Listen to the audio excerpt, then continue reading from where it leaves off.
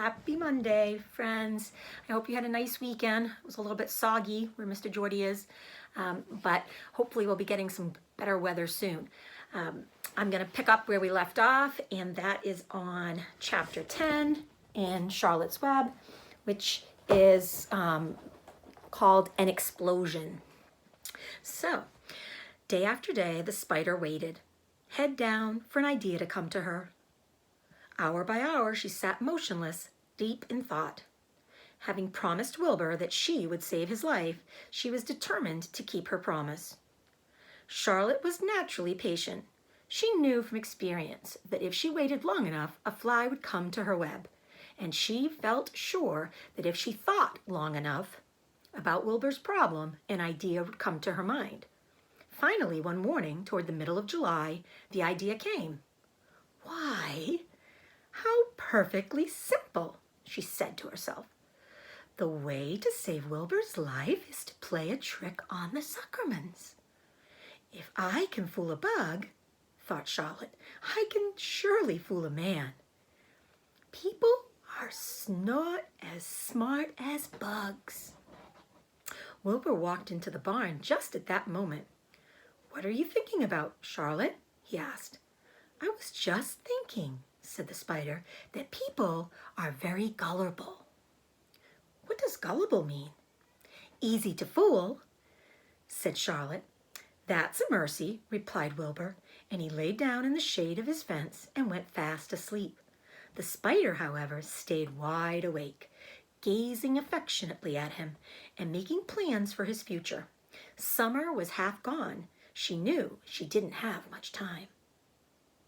That morning, just as Wilbur fell asleep, Avery Arable wandered into the Zuckerman's front yard. Followed by Fern, Avery carried a live frog in his hand. Fern had a crown of daisies in her hair. The children ran for the kitchen. Just in time for a piece of blueberry pie, said Mrs. Zuckerman. Look at my frog, said Avery, placing the frog on the drain board and holding out his hand for pie. The drain board is like the part of the counter where you would have your dishes and you put the drying dishes. Take that thing out of here, said Mrs. Zuckerman. He's hot, said Fern. He's almost dead, that frog. He is not, said Avery. He lets me scratch him between the eyes. The frog jumped and landed in Mrs. Zuckerman's dishpan full of soapy water. You're getting your pie on you, said Fern. Can I look for eggs in the hen house, Aunt Edith? Run outdoors, both of you, and don't bother the hens. It's getting all over everything, shouted Fern. His pie is all over his front. Come on, frog, cried Avery. He scooped up his frog. The frog kicked splashing soapy water onto the blueberry pie.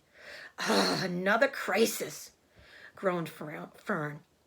Let's swing in the swings, said Avery. The children ran to the barn. Mr. Zuckerman had the best swing in the county. It was a single long piece of heavy rope tied to the beam over the north doorway. At the bottom end of the rope was a fat knot to sit on. It was arranged so that you could swing without being pushed. You climbed a ladder to the hayloft. Then, holding the rope, you stood at the edge and looked down and were scared and dizzy. Then you straddled the knot so that it acted as a seat. Then you got up all your nerve, took a deep breath, and jumped. For a second, you seemed to be falling to the barn floor below. But then suddenly the rope would begin to catch you, and you would sail through the barn door, going a mile a minute, with the wind whistling in your eyes and ears and hair. Then you would zoom upward into the sky and look up at the clouds, and the rope would twist, and you would twist and turn with the rope. Then you would drop down, down, down out of the sky and come sailing back into the barn, almost into the hayloft. Then sail out again, not quite so far this time. Then in again, not quite so high. Then out again, then in again, then out, then in, and then you jump off and fall down and let somebody else try it. Mothers for miles around worried about Zuckerman's swing. They feared some children would fall off. but no child ever did. Children almost always hang on to things tighter than their parents think they will. Avery put the frog in his pocket and climbed to the hayloft. "The last time I swang in this swing, I almost crashed into a barn swallow," he yelled. A barn swallow is a bird. "Take that frog out," ordered Fern. Avery straddled the rope and jumped. He sailed out through the door, frog and all, and into the sky, frog and all. Then he sailed back into the barn. "Your tongue is purple," screamed Fern. "So is yours," cried Avery, sailing out again with the frog. "I have hay inside my dress. It itches," called Fern.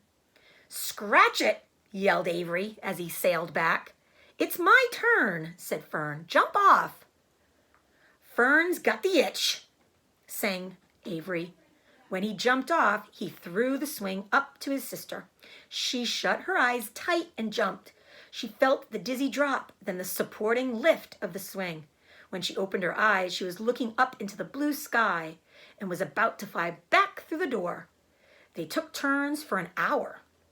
When the children grew tired of swinging, they went down toward the pasture and picked wild raspberries and ate them. Their tongues turned from purple to red.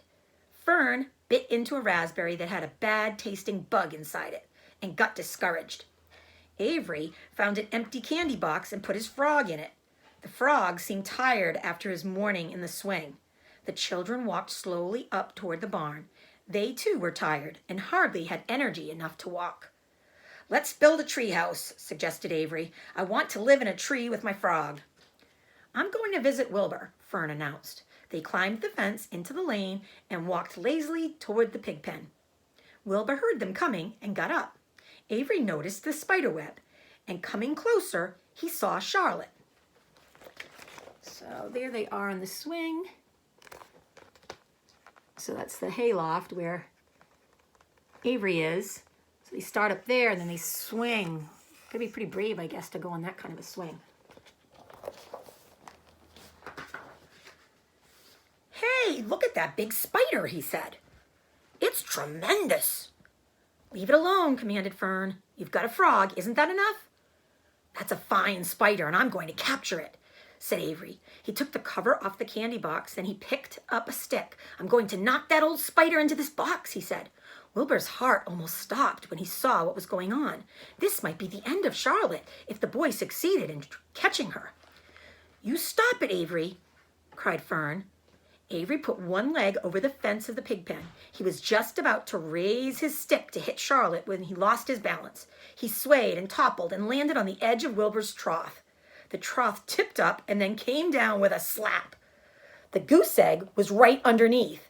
There was a dull explosion as the egg broke, and then a horrible smell. Remember, Templeton had put the egg that the goose gave him that was rotten underneath the trough?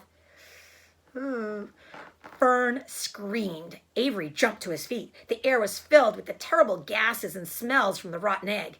Templeton, who had been resting in his home, scurried away into the barn. "Good night," screamed Avery. "Good night. What a stink. Let's get out of here." Fern was crying. She held her nose and ran toward the house. Avery ran after her, holding his nose. Charlotte felt greatly relieved to see him go. It had been a narrow escape. And there he is, falling over the trough, and I see the egg right there. All right. Later on that morning, the animals came up from the pasture. The sheep, the lambs, the gander, the goose, and the 7 goslings. There were many complaints about the awful smell, and Wilbur had to tell the story over and over again of how the horrible boy had tried to capture Charlotte and how the smell of the broken egg drove him away just in time. "It was that rotten goose egg that saved Charlotte's life," said Wilbur. The goose was proud of her share in the adventure. "I'm delighted that the egg never hatched," she gabbled. Templeton, of course, was miserable over the loss of his beloved egg, but he couldn't resist boasting.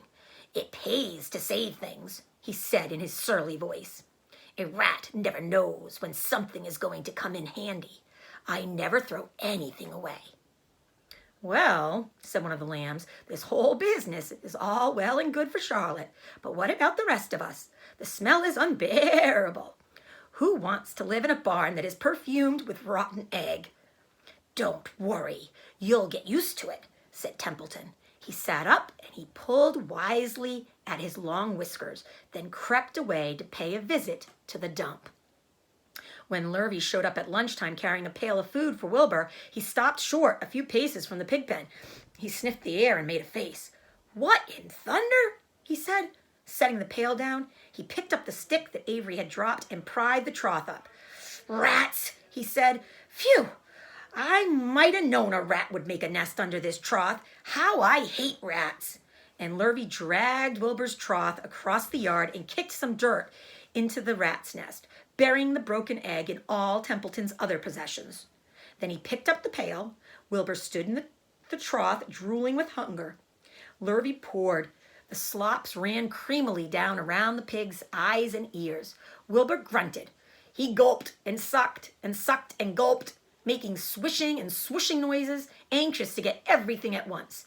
It was a delicious meal. Skim milk, wheat middlies, leftover pancakes, half a donut, the rind of a summer squash, 2 pieces of stale toast, a third of a ginger snap, a fishtail, 1 orange peel, several noodles from a noodle soup, the scum of a cup of cocoa, an ancient jelly roll, a strip of paper from the lining of the garbage pail, and a spoonful of raspberry jello. Wilbur ate heartily. He planned to leave half a noodle and a drop of milk for Templeton. Then he remembered that the rat had been useful in saving Charlotte's life, and that Charlotte was trying to save his life. So he left a whole noodle instead of just a half. Now that the broken egg was buried, the air cleared and the barn smelled good again.